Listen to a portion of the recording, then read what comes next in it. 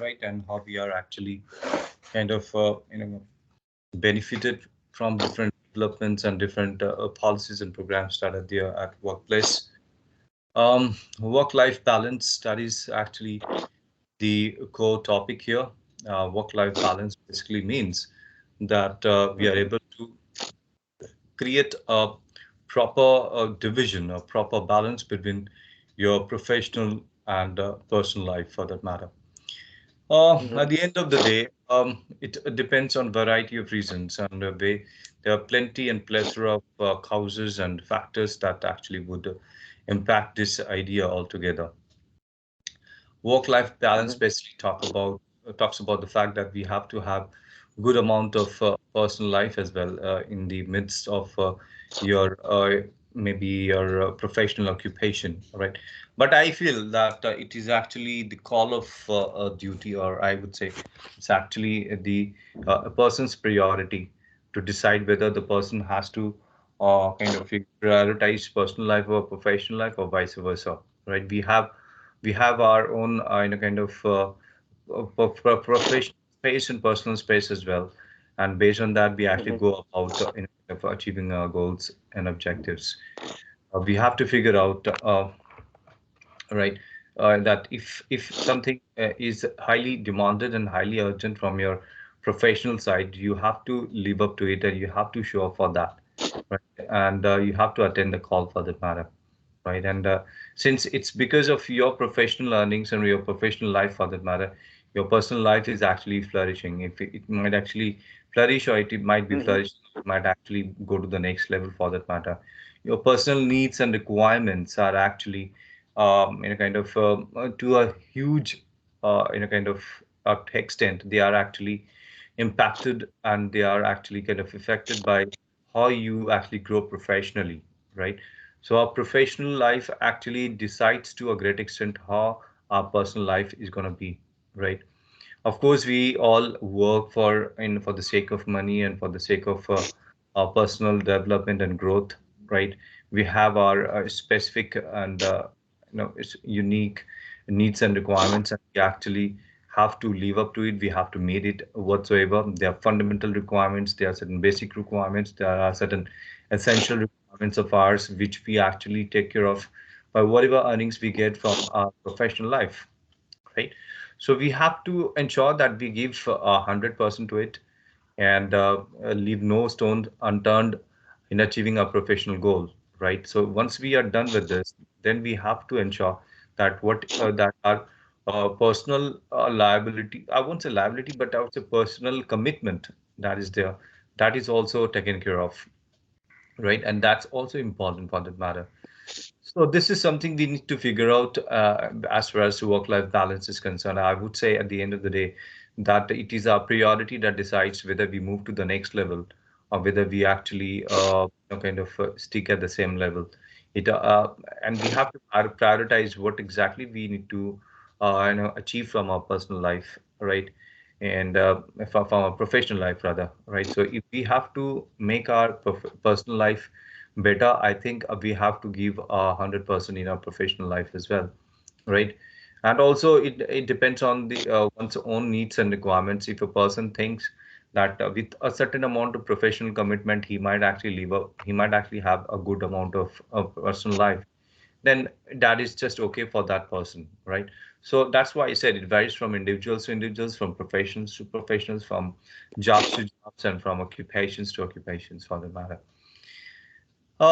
Like I said, different occupations have different requirements. Different occupations have different parameters, different rules, regulations, policies, and programs, right? In education sector, the requirements are different. Your commitment towards job is actually kind of to the higher level, right? And maybe in non-educational jobs, there are certain kind of chances of being a little relaxed or flexible for the matter, right? So different jobs actually comes with different challenges, different parameters, different rules, different programs, different policies, and eventually this decides how the person would go about achieving their professional and personal goals, right?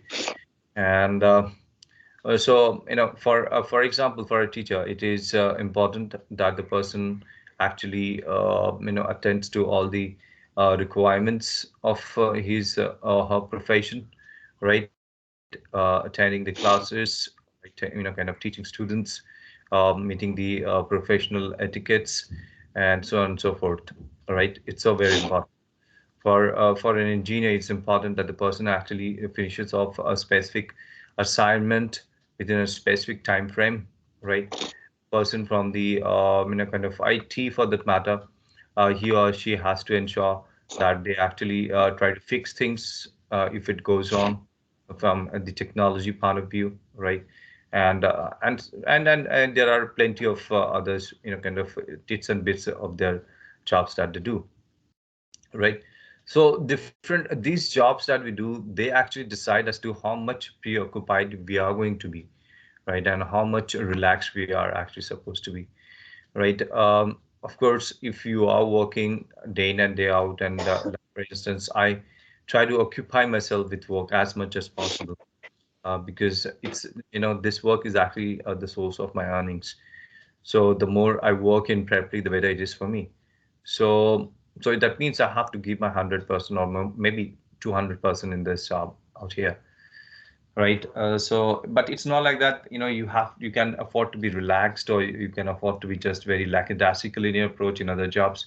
I think, like I said, each and every job has its own professional etiquette and professional requirement, and that has to be fulfilled within the parameters of it, right? That I would say here, career growth and career development is necessary.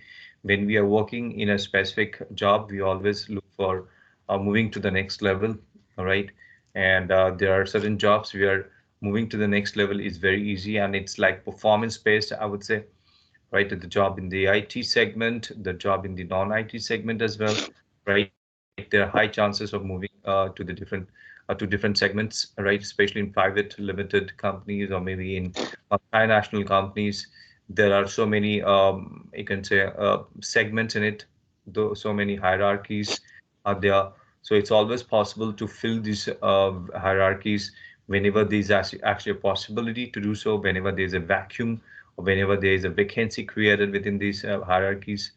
So in this way, a person can actually move from one level to another level, right? And when a movement happens from one level to another level, many segments provide uh, kind of a corresponding increase in the earnings as well, right? So that's the different thing altogether. But here, what we need to figure out is that we actually move from one segment to one another segment within the same company, within the same organization, right? And even if the person is actually static at the same level, probably if you talk about education for that matter, a teacher who's working in an organization, in a school or a college or university, happens to occupy the same position, right? Probably the person can, from teacher, the person can become assistant teacher or a senior teacher for that matter, right? Based on the number of years of experience the person has actually, kind of spent his time or her time teaching out there, right? But of course, there is actually a subsequent increase in the experience of an individual, and that experience is valuable. It's expensive, I would say. That is actually a golden experience the person has got. So, of course, this is actually, something which we need to figure out here. And apart from this, career growth and career development, like I said, that's the objective of many professionals. And ultimately, from one segment, the person keeps on moving to the different levels of the hierarchies, and ultimately, the person has to reach a specific, kind of stage where the person has to stop for the matter, right? Promotions are actually important to upscale the level of motivation the person got, to keep the person going, to make the person feel occupied and recognized by the organization, and make the person feel good within the organization about the matter. And retirement is actually considered to be the last phase of a person's work life. And of course, every segment has got the concept of retirement. If we talk about the sports industry, right, the sports segment for that matter, in sports, there is a very kind of weird kind of factors, but rightly so, I would say, because the sports is such an industry where your performance is actually adjudicated, is actually decided by how much physically fit you are and how much mental strength you show on the field and off the field as well, right? So physical and mental strength is of prerequisite requirement, and hence it needs to be taken care of. So you'll find that most of the sports, they start playing at a very tender age. Okay, sometimes they don't even become an adult and they start playing the national games or maybe international games they take up, right? It happens in soccer, it happens in cricket as well in India, right? And it happens in the other games. So if I tell you about an ace player from India, right? He's considered to be one of the greatest players of world cricket and one of the best here in India. His name is Sachin Tendulkar, and he started off playing at a tender age of just 16 or 17. Right, when he was just 16 or 17 years old, he started playing, and he was not even an adult at that time. Right, he was a very kind of a raw teen at the end of the day, and he started playing at that age, and probably he retired when he was just in his mid 30s, for that matter. So in this sports in the field of sports, in this particular kind of industry of sports, they actually start off at a very early age when they are full of energy, when they are physically and mentally strong, and when they have full of vigor and strength to play for the country. All right, they start off at that age, right, and that actually gives them a success as well because they have all the requirements in them, and they can actually take it to the next level for that matter, right? So that is the basic idea here, Bruno, that every job that we do, they have their specific needs and requirements, and they have their specific rules and regulations, and they actually have a specific goal, right? But I would say that though goals might be specific, in most of the cases they are very common, that they have to achieve success in their lives, in the profession and the job that they are doing. Right. So in sports industry, they retire at a very kind of tender age, or maybe I won't say it's a tender age. It's actually in the middle 30s or mid 30s. They do the retirement, and in other professions like in blue collar jobs or white collar jobs, they retire after 60. In government-run organizations, there are specific diktats coming from the government authorities when they can retire. As per the regulations or guidelines that is actually kind of provided by the authorities. So that's how it works. And our post-retirement, how life will be, can be decided by the individual himself or herself, right? And it also depends on the level of strength, physical and mental strength the person possesses. If the person has good amount of skills, and physical and mental, you can say vigor and strength, then the person can always go for it, and the person can actually take it to the next level for sure, right? So, and that's how it happens out there. Um, there are plenty of people who actually kind of prefer to can stay away from active work and during their retirement period. There are plenty of others who continue to work in certain other organizations because they think that they have the skills and probably they have the strength in them to carry out their jobs and to take care of the job. It also depends on the mindset of people. There are certain people who don't have the mindset, or who probably think it's better to stay off, all right, because they require a lot of mental peace, a lot of kind of kind of,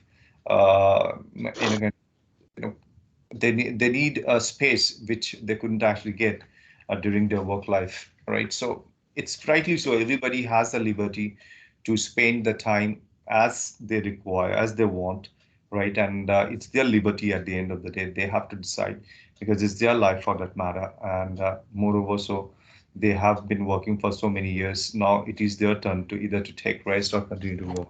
And I think we as individuals should actually respect the decision taken by the individuals, whether they would go ahead and work or they would actually stay away from active work. But whatever they do, they actually have to do something very constructive for the matter. but it also depends on what really the person considers things to be constructive. But anyways, that's how things are here, life post-retirement, and how work-life balance is maintained, and what are the different phases, and what are the different kind of levels of growth and development in work at work that matter. Bruno, if you have any question or you would like to put in your own thoughts here, you could just come up with your piece of opinion. Uh, okay, good. Thank you very much. Actually, uh, you approach it something very interesting in terms of uh, people that practice sports and they have the sport as and they take the sports professionally. They have a short career, Absolutely. retirement, 30, all right? Right here in Brazil, for instance, 30, right here, not in Brazil, but around the world, the football player, soccer player, 35, 38 years old, they get to achieve the retirement with a huge amount of money. The work-life balance for those people, that certainly that there is a pressure to perform, to achieve a high performance in the competitions, the championships.